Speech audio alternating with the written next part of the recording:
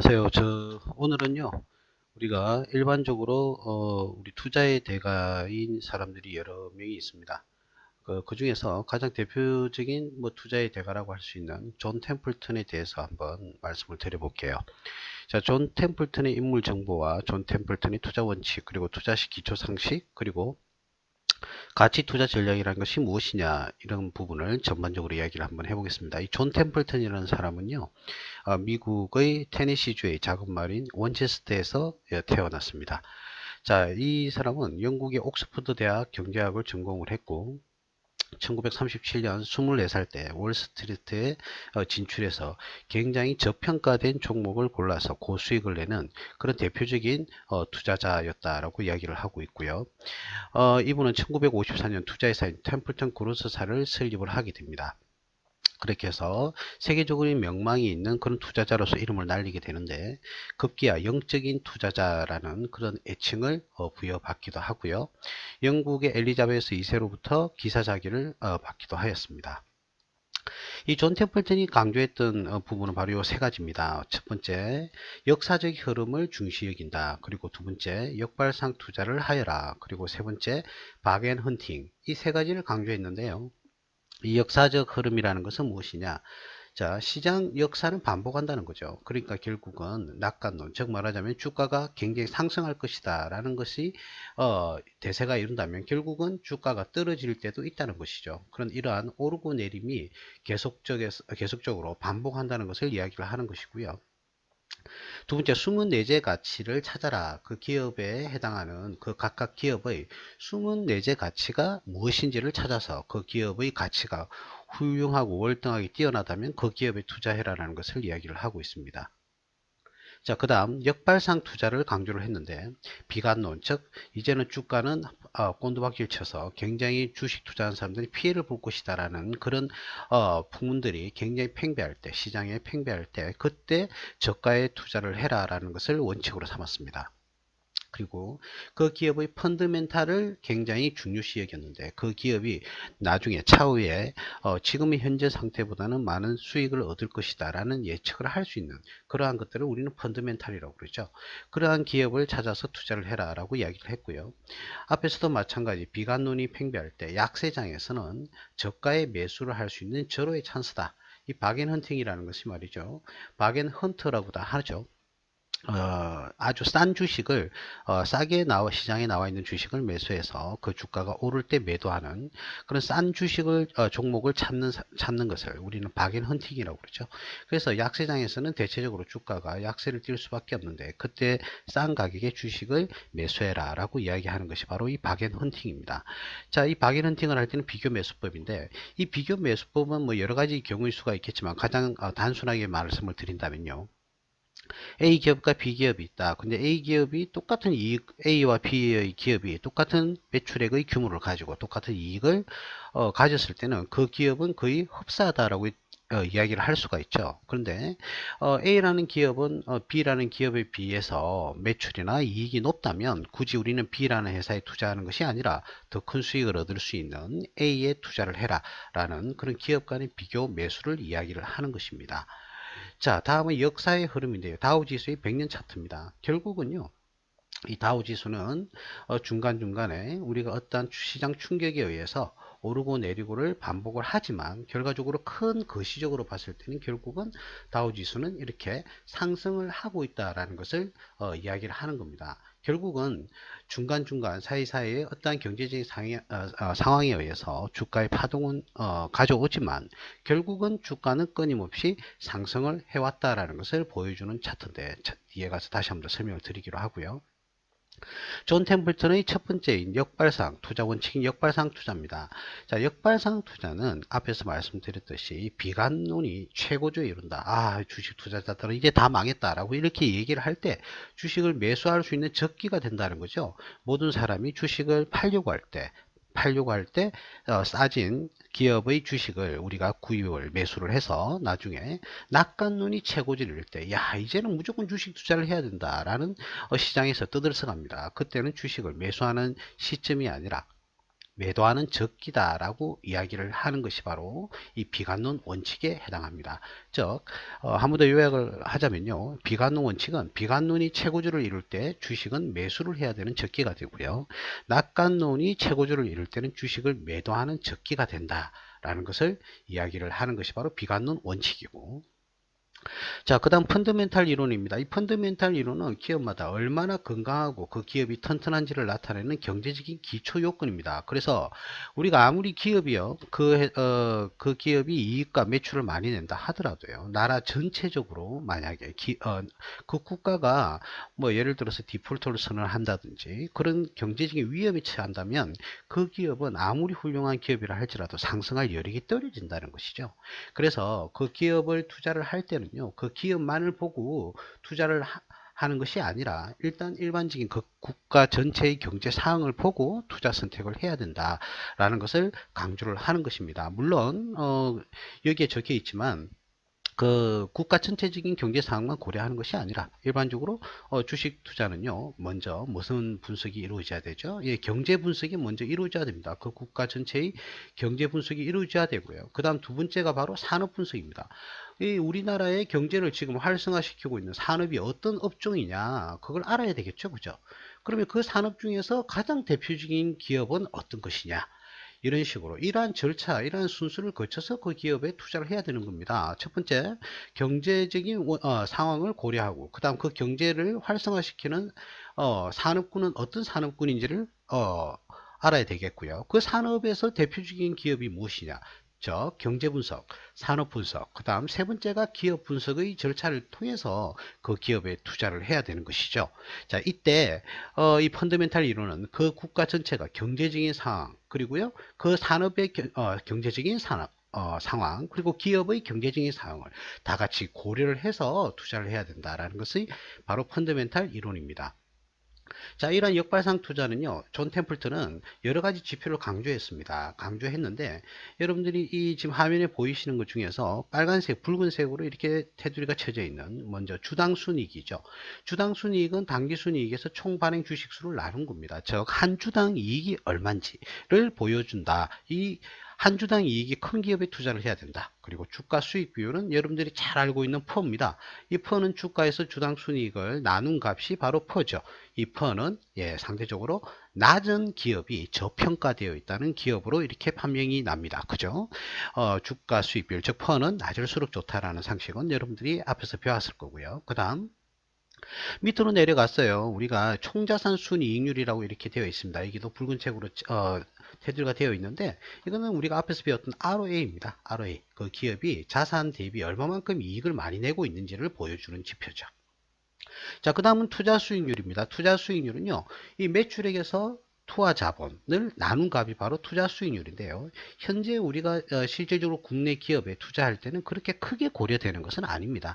일반적으로 ROI라고 이렇게 이야기를 하는데요.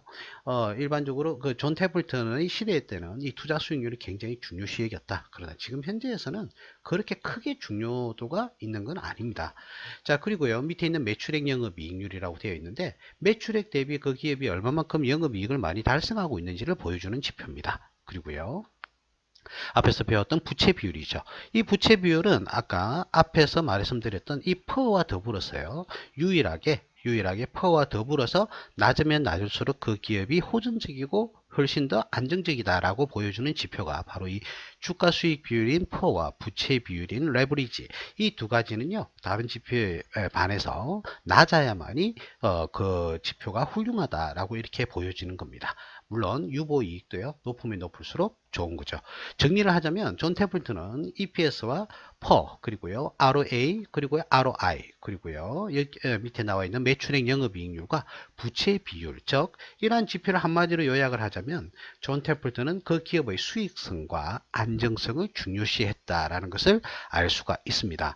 우리가 지금 현재 주가 수익 비율이라든지 ROA, 그리고 바로 위에 있는 ROE도 있고요, 그리고 매출액 영업이익률, 부채 비율, 유보이익은 지금 현재도 우리나라 기업에서 투자할 시에 기본적 분석에서는 아주 중요한 지표로서 활용이 되고 있습니다. 자, 박앤헌팅입니다. 박앤헌팅은 일반적으로 우리가요, 베어장이라고도 하고요, 또요, 이게 황소장이라고 이렇게 이야기를 합니다. 여기 뭐냐, 곰은요, 우리가 손짓을 할 때, 공격을 할 때 손으로 억누릅니다. 그죠? 양쪽 팔로서 막 휘두릅니다. 밑으로 억누르죠.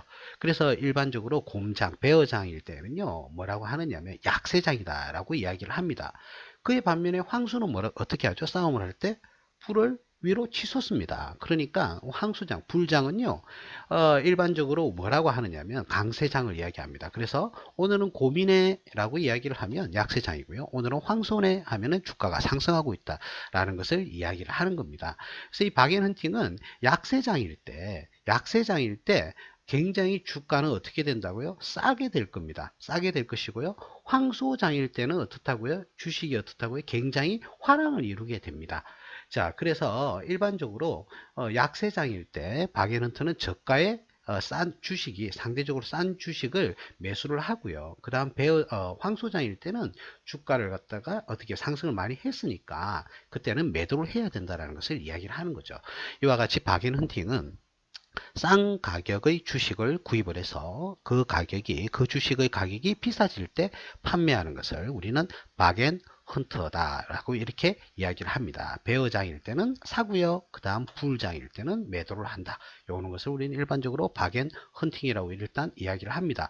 여기 나오죠. 비관론이 최고조일 때는 주식을 매수하는 적기가 되고, 낙관론이 최고조일 때는 주식을 매도하는 적기가 된다 라고 이렇게 이야기를 합니다. 자, 이러한 것이 바로 박앤헌팅이고요. 우리가 가장 원하는 거 아닐까요? 일반적으로 비관론이 최고조를 이뤘을 때 우리가 주식을 매수하는 시점이었다면 우리나라 같은 경우에는 1997년 IMF 때나 2008년 금융위기 때는 굉장히 주식이 가격이 좋은 주식들이 싼 그런 형태를 띠고 있었을 겁니다. 만약 그때 매수를 했다면 지금은 큰 수익을 얻었을 겁니다. 바로 그러한 부분을 우리는 박앤헌팅이라고 일단 이야기를 하죠. 자, 투자시 기초 상식은 여러 가지가 적혀 있는데요. 요약을 하자면 일반적으로 우리가 통화량이요 줄어들게 되면 화폐 가치는 증가하게 되죠. 그래서 화폐 가치가 어떻게 해요? 증가하게 되면 상대적으로 통화량이 줄면요, 통화의 가치는 올라가게 됩니다. 그러면 상대적으로 물가는 하락하게 되죠. 반대로요, 아래에 나와 있겠지만 통화량이 어떻게 해요? 증가하게 되면 통화의 가치는 어떻게 됩니까? 떨어지게 되죠. 통화의 가치가 떨어지게 되면 물가가 상승하게 되는데요. 이와 같이 통화량이 어떻게 증가하거나 통화량이 감소하게 되면 상대적으로 물가가 상승하거나 하락하게 됩니다. 그렇다면 어떻게 될까요? 만약에 통화량이 줄어들면 통화량 가치는 올라가게 되고 물가는 내려가게 되죠. 물가가 내려간다는 것은 물가는요, 물건의 가격입니다. 말 그대로. 그렇다면 이 물건의 가격은 물가는 기업이 판매하는 제품의 가격이 떨어진다는 소리예요. 그러면 그 기업은 어떻게 될까요? 그렇습니다. 그 기업은 매출도 줄어들 것이고 이익도 줄어들겠죠. 반대로요, 통화량이 어떻게 돼요? 늘어나게 되면 통화의 가치는 줄어드니까 물가는 상승하게 되고 기업의 매출과 이익은 상승하게 되는 겁니다. 우리가 보통 한국은행에서 발표하는 기준금리를 발표를 하고 있는데요. 매달 기준금리를 발표할 때 이 금리가 왜 중요한가요? 이 금리를 낮춰버리면 어떻게 됩니까? 우리가 시중에 있는 돈을 은행에 투입을 시키지는 않을 거예요. 왜? 금리가 낮으니까 은행에 넣어놔봐야 이자가 얼마 붙지를 않는다는 거예요. 그래서 금리를 낮추게 되면 우리가 보통 예금에 일반적인 통장에 넣어두었던 돈을 인출을 해서 다른 데 투자하려는 의도가 강해지고요. 그러면 상대적으로 보통 예금, 일반적인 은행의 예금보다는 수익률이 큰 주식이나 채권 등에 투자를 한다는 것이죠. 그래서 일반적으로 투자자들은 이 금리의 증가와 금리의 하락이 굉장히 민감한 반응을 일으키게 되는데, 우리가 일반적으로 지금 이제 다우 지수가요, 미국에서는 금리를 낮춰야 된다라는 말들이 많이 있습니다. 이 말은요, 금리를 낮춘다는 것은 그 미국 내 시장에서는 달러 양이 늘어난다는 거예요. 그러면 달러의 가치는 어떻게 될까요? 떨어지게 되고, 달러의 가치가 떨어지게 되면 그 물가는 상승하게 되고 기업의 매출은 상승하게 되고 이익도 늘어나게 되니까 주가도 상승하게 됩니다. 그래서 우리가 간단하게 우리가 강조를 할 수 있는 게, 금리에 대해서 말씀을 드리면, 금리는 하락을 하게 되면 국가 전체의 경제를 활성화시키는데 목적을 두고요, 추진을 하고 있다, 이렇게 예상을 하시면 됩니다. 그래서 미국의 금리가 내리면요, 우리 한국도 어떻게 될까요? 전 세계의 금리도요, 같이 가는 경향이 있습니다. 왜요? 미국의 화폐 가치가요, 달러가 금리를 내리게 되면 시중에 떠도는 달러의 양이 많아져요. 그럼 달러의 가치가 어떻게 돼요? 떨어지게 되죠. 달러의 가치가 떨어지게 되면 상대적으로 우리나라의 화폐 가치는 올라가게 됩니다. 그렇다면요, 환율은 다시금 내려가게 되겠죠. 예, 환율은요, 큰 폭으로 인상하거나 큰 폭으로 하락하게 되면 경제에 굉장한 충격을 줍니다. 그렇기 때문에 이에 대응하고자 각 나라의 화폐 가치, 즉 금리를 올리거나 내림으로써 그 달러에 연동해서 금리를 올리거나 내리는 경향이 아주 강한 이유가 바로 환율 때문입니다. 자, 밑에 나와 있는 지금 보시는 화면은 투자시 기초 상식인데요.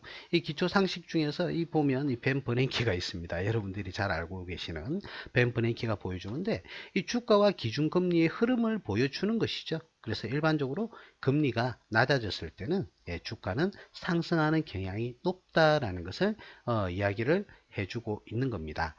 자, 그리고요, 한 번 더 말씀을 복습을 해버리면, 비관론이 팽창할 때 투자하라. 이것이 바로 박앤헌터인데, 존 템플턴이 가장 강조했던 방식입니다. 즉, 우리가 시장이 굉장히 비관론에 쌓여 있을 때는 어떻게 하라고요? 매수를 해라라는 것이고요. 그리고요, 시장론이 낙관론이다. 굉장히 투자를 많이 해야 된다라고 시중에서 이야기를 많이 합니다. 그리고 환호성을 저지를 때는요, 주식을 매수하는 것이라 아니라 매도해야 될 시점임을 강조를 하는 겁니다. 그래서 여기 잘 나오네요. 비관론이 팽배할 때 투자하라. 그리고 비관론이 극에 달할 때가 가장 훌륭한 투자 기회이다 라는 것을 존 템플턴은 강조했습니다. 앞에서 여러 가지 방법이 나왔는데요.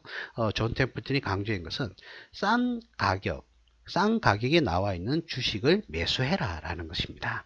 자, 밑에 앞에서 말씀드렸다시피 다우지수는 결국은 여러 가지 파동을 일으키지만 결국은 주식은 우상향에서 상승을 한다. 그래서 이런 파동이 있을 때는 1차 대전, 2차 대전, 대공황, 그리고 베트남 전쟁, 1, 2차 석유 파동, 그리고 걸프 전쟁, IMF 외환위기, 9.11 9.11 테러 때도 이러한 주가가 하락을 했었죠. 그리고 리먼 사태, 2008 금융위기 때도 하락을 했지만 결국은 주식은 우상향 하더라라는 것을 보여주고 있고요. 결국은 우리가 주식에 투자를 한다는 것은 그만큼 그 나라의 물가가 상승하는 만큼의 주가는 결국은 상승할 수밖에 없다는 것을 보여줍니다. 그래서 일반적인 은행에 우리가 금융 투자를 하는 그런 수익률보다 주식에 투자하는 것이 큰 수익을 얻을 수밖에 없다는 것을 잘 보여주고 있고요. 결국은 주식은 안전하고 좋은 주식은 우상향해서 결국은 상승할 수밖에 없다라는 것을 잘 보여주는 그런 차트라고 볼 수가 있죠. 자, 아래 이 보시는 차트를 보시면 결국은 조정을 받고 상승을 다 하더라는 것을 하살표 모양으로 자 보여줍니다. 자, 한 번 더 복습을 해보면요. 결국은 존 템플턴은 세 가지 측면에서 이야기를 했습니다. 자, 시장의 역사는 반복된다. 그리고 숨은 내재 가치를 찾아라. 라는 것을 이야기를 했고요. 가장 중요시 여겼던 박앤헌팅입니다. 약세장에서 저가로 매수를 해서 강세장에서 고가에 매도를 하는 그런 방식의 주식 투자를 하여라 라고 이야기를 하고 있습니다. 예, 그리고요, 비관론 원칙이라고 나와 있고요, 펀드멘탈 이론. 이러한 두 가지 원칙이 우리 박앤헌팅을 할 때는 반드시 필수적으로 필요한 필수적으로 알아야 될, 그리고 필수적으로 기초적인 측면에서 접근을 해야 됩니다. 이 역발상 투자, 비관론이 원칙할 때 투자를 해라. 그리고 그 기업의 펀드멘탈이 강한 기업에, 그리고 국가 전체가 경제가 활성화가 될 때, 그때 우리가 주식을 투자를 하는데 저가에 아주 훌륭한 주식을 매수를 해서 강세장일 때는 고가에 판다. 이것이 바로 존 템플턴이 가장 강조했던 투자 방법이었습니다. 우리가 다음 시간에는 또 투자의 대가인 한 사람인 앙드레 코스탈라니에 대해서 한번 말씀을 드릴게요. 예, 감사합니다.